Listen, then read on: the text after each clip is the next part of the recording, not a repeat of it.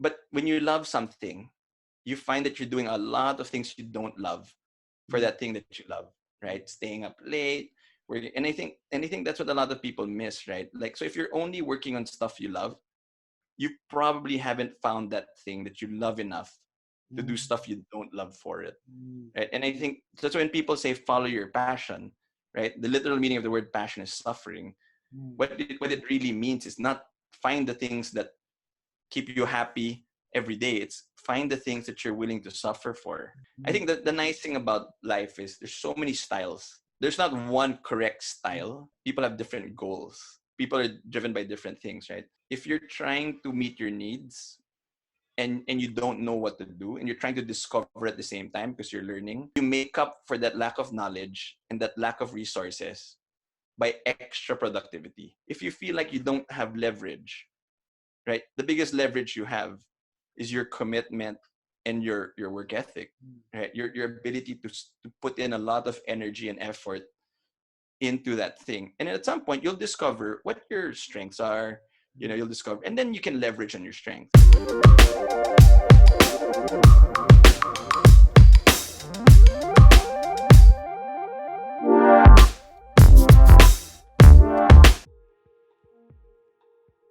Hey guys, so we are with David Bonifacio. He's a tech startup founder, entrepreneur, and not just that, all around nice guy with so much wisdom for these times. And similar to you, there's a lot of entrepreneurs right now that are treading on unfamiliar waters. This is something that people have never experienced, or when people were doing their forecasting for 2020, they never thought that this would happen. So, David, before we go with your amazing Everyone.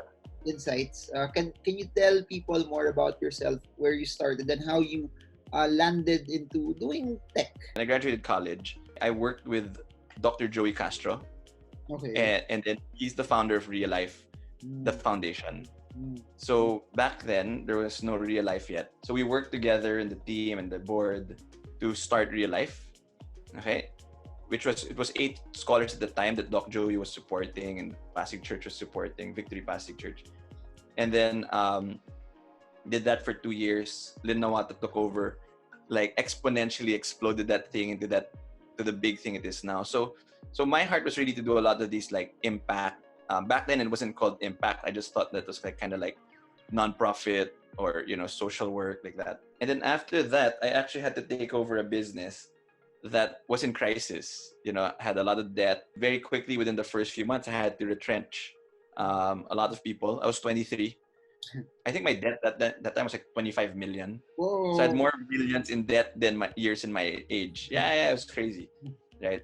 And then so we were losing like over 1 million a month. It was so we had to fix it. Kind of fixed it. I mean, it's profitable now. It's nothing huge, Mm, right? But at least the burn's gone. The debt was restructured. The banks were awesome. It was an example of a bank willing to work with us, mm, and in the process, they made money, mm, right? Because we stuck to our word, and what would have been like a complete default got fixed, mm, and on our end, we were able to save the business, right? mm. Um, of course, change management, everything.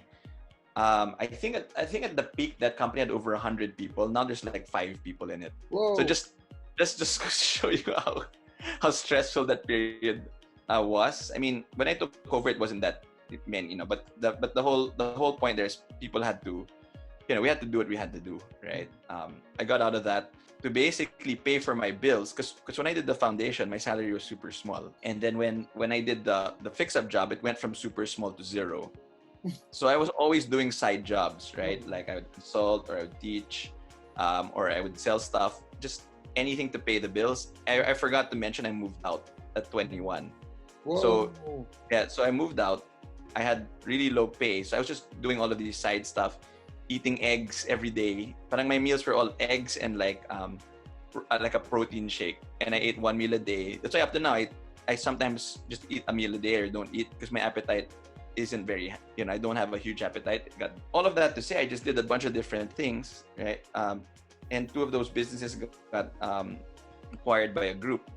Okay, and then that group like basically supported a lot of the future efforts, and then all of that led to Bridge because when I combine my interest in technology, social impact, and finance, and my love for work, I realized I wanted to build a company that helps people enjoy work, right? And like enjoy better performance at work, enjoy better rewards at work, enjoy better opportunities at work, and enjoy better security at work.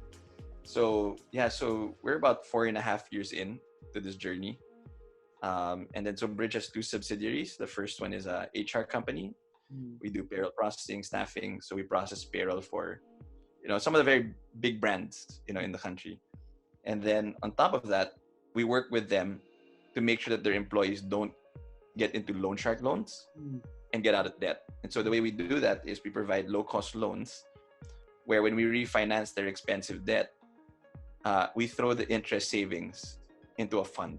Currently, that fund's managed by Atram. So yeah, so that's what I do. I run that tech company that has an HR layer, and on top of that is a fintech layer. And it's all about helping workplaces and workers, maximize what they get out of work. I think work's an awesome thing. I just think that people have the wrong approach to it.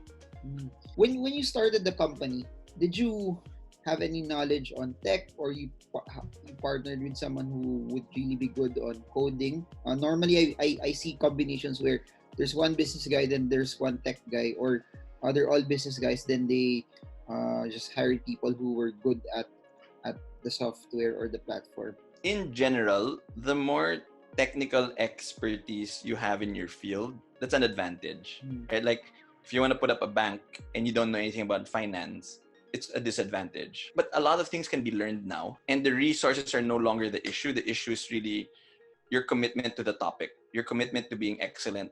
I can do basic stuff, right? I need to understand enough so that I can't get fooled. But I rely a lot on people, on other people, to help. As a startup, the biggest question that I would always get is, where do I get my first clients? If no one knows about me, how do I get cash coming in before we run out of money? Always the question, right? Like, how do you get capital, and then how do you get running cash? So I had kind of that issue with my other company, right? The fix-up job, because we had no capital, we had debt, and we were burning a lot of cash a month. So not only were we at zero, we were at negative, and that hole was getting bigger. Apparently 80% of millionaires in the US are self-made, right? So when you know that, wait a minute, more people are self-made than not self-made. Now in the Philippines, it's probably a bit different because there's a lot of injustice, corruption in a very prevalent way, right? But a lot of wealthy people are actually self-made. And so when you realize that, then you're like, okay, I actually can be part of that self-made group, right? That's one. Then you look at what are these self-made people doing, right? And one of the things I saw is that they were networking and connecting with the right people on a non-stop basis. And they're always reaching out to people. They're always saying, hey, can we have coffee? Or hey, can you teach me? Hey, and so I realized that instead of whining about how other people have it better, just spend time connecting with people. And now I think it's even easier because you have LinkedIn, but you have all of these apps. You have Facebook, you have Messenger. It's irritating na nga how easy it is for people to access you, right? But before, I would just go up to people and I would just be like, hey, I'm David. I know you're an expert in this industry. I know nothing about the industry. I really want to learn. And some people were happy to teach you. Some people were don't have time, too busy. But you lose nothing by being rejected. This guy, Steve Schwartz, when he was saying is that when they were starting their business, they kept getting rejected. And then he said, one of the things he learned was, what's the capacity for a human being for rejection? How much rejection can a human being take?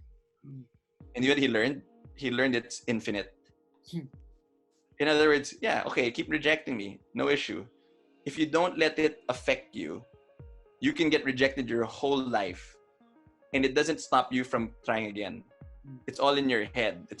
And so I think that was kind of what I found, right? So even if I got rejected, 100 times, that one time, how many investors do you need, right? How many millions do you need, right? So So what I did was I just upped my rate of connections, upped my rate of rejections, but in the process, ended up meeting some key people who've helped me get to where I am now, right? So not having money is usually the problem we think we have, but there's always a problem below that we can work on. Right? But it's definitely an issue for a lot of people, and it's definitely a disadvantage not to have capital. So for me, it's if you don't have something, look for someone who has a lot of it, whether it's wisdom, whether it's money, find a way to connect with them and provide them value with something they don't have a lot of. So for example, for me, one of the things that I helped these people with was, how do you manage millennials? I'll help them, and then you help me with my business because I want to be like you. In terms of capital, I think you really have to ask. And if you ask like 500 times and get one 5 million check, you know what? It's worth it. When you were talking to person 250, did it ever come to a point where ayoko na, this is too hard? What kept you going, and what caused you not to stop also? Because I've seen a lot of people in the midst of them pursuing their dream, when things get hard, they stop. You work on things not because you necessarily super like them or they're a perfect fit. You work on them because of necessity. And so early in my career, it was driven a lot by necessity. And then the second part of the journey was more discovery. And all of those discoveries, right? You grow in awareness. And then you end up working on your opportunities become more from discovery to more autonomy. You get to choose what you work on, right? So all of that to say, because my perspective was I was working because I needed it, not because I was trying to find myself or trying to prove anything to anyone. As long as it met my needs, right? And I wasn't like doing anything unethical, I was almost willing to do it. It didn't really matter how dumb it seemed. If it was honest and it helped contribute to paying for my needs, it fulfilled its purpose for that season. Okay? And so I think a lot of people, particularly young people, they put too much expectations on their early jobs that it's supposed to kind of make them look successful, make them happy, all of that. For me, it's like, just learn how to fulfill your needs on your own, where your parents don't have to subsidize your life, right?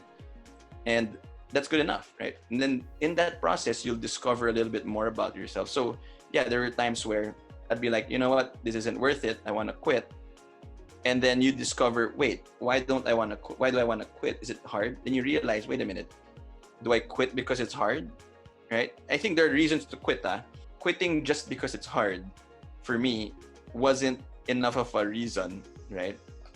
And so my thinking was more, since I'm not going to quit anyway, how do I make it less hard? A lot of people spend more time thinking about leverage, how do you make money work hard for you, but there's not a large emphasis on working hard. Why did you work 3 jobs? And then what's your take for people who see that I don't have to work hard, I just have to work smart, and that's my way to success? I think that the nice thing about life is there's so many styles. There's not one correct style. People have different goals. People are driven by different things, right? If you're trying to meet your needs and you don't know what to do, and you're trying to discover at the same time because you're learning, you make up for that lack of knowledge and that lack of resources by extra productivity. If you feel like you don't have leverage, right? The biggest leverage you have is your commitment and your work ethic, right? Your ability to put in a lot of energy and effort into that thing. And at some point, you'll discover what your strengths are, you'll discover, and then you can leverage on your strength. We might not have the same money, we might not have the same intellect, but if it works, it compensates for the lack of, as what you said, skill that's out there as well. Some of the best discoveries don't happen from efficiency. They happen from accidents, right? But because you just keep trying stuff, you end up, your rate of discovery is higher than someone who's always like, why would I spend time there? So a lot of people, they'll be like, no, I want to spend time on something I love. In the meantime, they're watching a ton of Netflix, right? So it's like, okay, yeah, I get your logic, but your actions don't align with your thinking, right? So you must really love Netflix then, because that's what but you want to spend your time on something you love, and you just spent 3 hours a day on Netflix, right? Netflix is awesome. I'm just saying is that I don't have 3 hours a day to waste on Netflix, you know. So I think that's kind of like where the you take it a day at a time, and then you really pour energy and effort into it. And you let whatever actions you do match the ambition that you have as well. If you have a chance to earn 500,000 pesos a month versus 250,000 pesos a month, 500,000 doing something that you don't love to do, or 250,000 doing something that you love to do. So the context is naman, both amounts will take care of your basic needs. So it's never a question na may magugutom eh. The question is, are you willing to earn more doing something that you don't love, or earn less, half, doing something that makes you feel alive? I would, and I have chosen like less money for higher value, at least to me, higher fulfillment work, right? Now that I'm older, I look more for what's the end situation, A and D, right? In other words, do you want this or this? Do you want this? Like people say, do you want impact or happiness or money? I said, so now I'm more like, you know what? I want full impact and money, right? I want autonomy and scale. In other words, and I'm gonna look for that end situation. There are stages where you have to do things that you don't enjoy. So for example, right, I love my son, but I absolutely hate changing diapers. Hate it, right? Like I probably change his diapers like 5 times in my life. Within lang, my wife is quick to do it, right?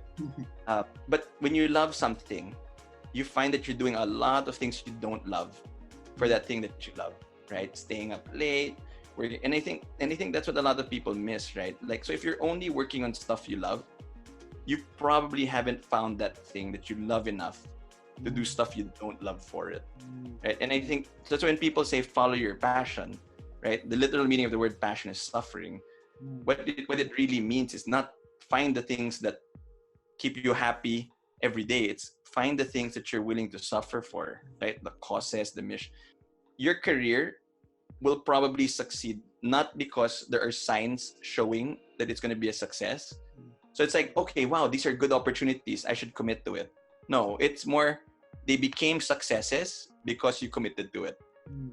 I think the difference is if you're doing something that you like, everyone will get tired, but it's not draining. It's not something that will burn you out. I think that's the fundamental difference. You see a lot of people who work 8 hours lang, they sleep well, but when they wake up, they feel so drained, they feel so tired. I think that's the difference. You could work 16 hours, but if it's something that you like, it won't come to a point that you're burned out when you wake up. You wake up every morning, parang, let's do it. So parang ganon. I think that's you're drawing from a different source of energy. Yeah. But you can't have ideals and goals and dreams and all of these things, right? And passions, and not be willing to put yourself in a position to actually excel in that passion or actually achieve that passion. I think that's but the Bible says he who chases fantasies ends up in poverty. So that's an example of how a lot of people, particularly millennials like me, are chasing fantasies. We're chasing ideals that we're not willing to pay the cost for, right? Yeah. So a lot of them are going to end up in poverty, and you see it now, right? A lot of people will be hit because of this. You already mentioned that sales are slow.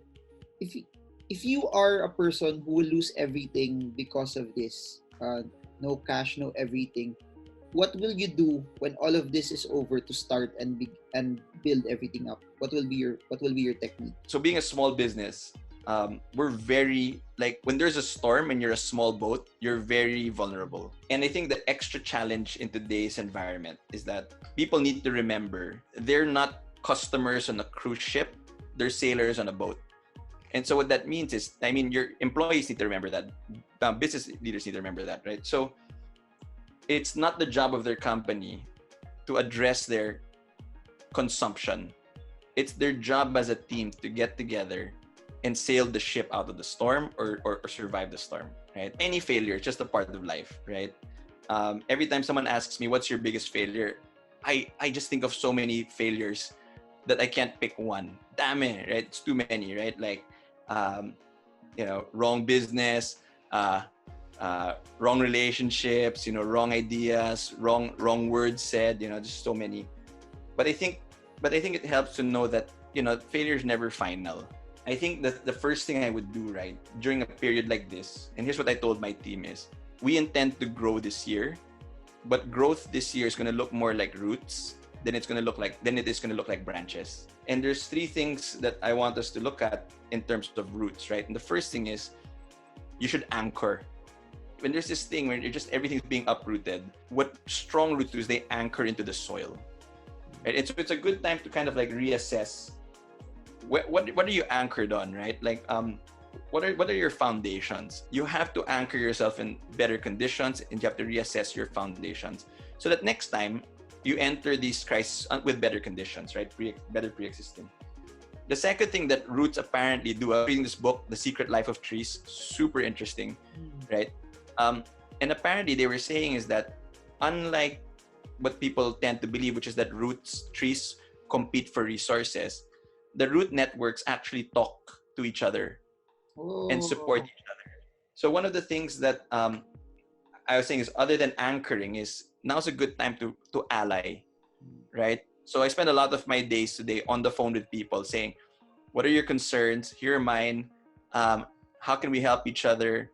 How can we support each other? And I think what happens to people is they go in survival mode and they isolate, right? And a lot of people just try and protect themselves. I mean, dynamic people will always have opportunities. And the third one is really absorb as much of the lessons and as much of the insights as you can during this period.